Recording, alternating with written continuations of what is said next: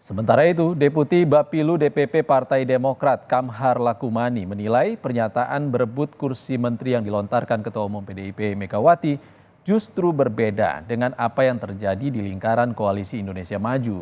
Koalisi Parpol Prabowo Gibran sadar betul urusan menteri jadi hak prerogatif Presiden terpilih untuk menentukan sosok ataupun pos penempatan dalam susunan kabinet mendatang.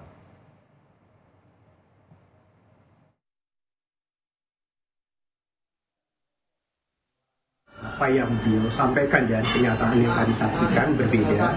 Tak ada satupun partai politik yang tergabung di Koalisi Indonesia Maju yang terindikasi saat ini berebut untuk berapa porsinya di kabinet, karena semua taat asas menyadari sepenuhnya bahwa siapa saja berapa komposisi atau porsi dari tiap-tiap partai politik pada komposisi kabinet mendatang, termasuk siapa-siapa saja menempati pos apa saja. Kami menyadari sepenuhnya ini adalah hak prerogatif Presiden terpilih Pak Prabowo Subianto.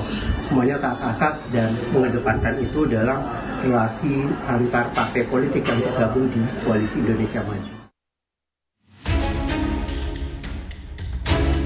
Jadi benar, the right man in the right place. Orang yang tepat di posisi yang tepat, begitu kata Ketua Umum PDI Perjuangan dalam pidato politiknya di Rakernas menyoal tarik-menarik kursi menteri yang disebut Mega sudah sampai ke telinganya. Bahkan Mega menyebut kini kursi menteri jadi rebutan banyak pihak.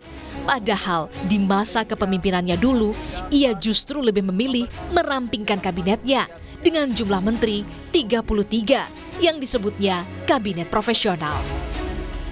Begitu banyak tarik-menarik kepentingan terjadi, bahkan jabatan menteri pun yang ibu dengar nih sekarang ini sudah mulai pada rebutan deh. Ketika menghadapi krisis multidimensi, saya lebih memilih membentuk kabinet yang ramping dengan jumlah menteri 33, tapi bersifat zaken kabinetnya yang profesional. Sebelumnya, Badan Legislasi DPR sepakat menghapus pembatasan 34 kementerian. Nantinya, jumlah kementerian akan diserahkan kepada Presiden.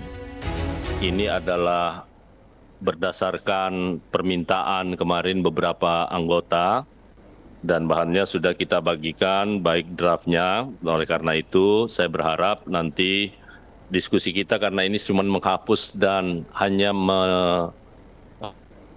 menghilangkan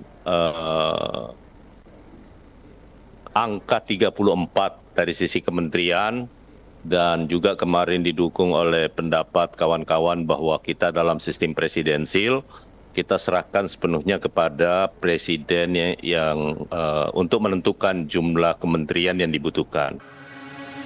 Jika kita melihat jumlah kementerian dari masa ke masa, di masa kepemimpinan Presiden B.J. Habibie ada 39, era Presiden Abdurrahman Wahid atau Gus Dur 37, Megawati Soekarno Putri 33, sementara di era SBY 36, dan di era Joko Widodo 34. Lalu benarkah jumlah kementerian di masa kepemimpinan Prabowo Gibran berdasarkan visi misi agar produktif kepada rakyat, ataukah hanya sekedar politik akomodasi?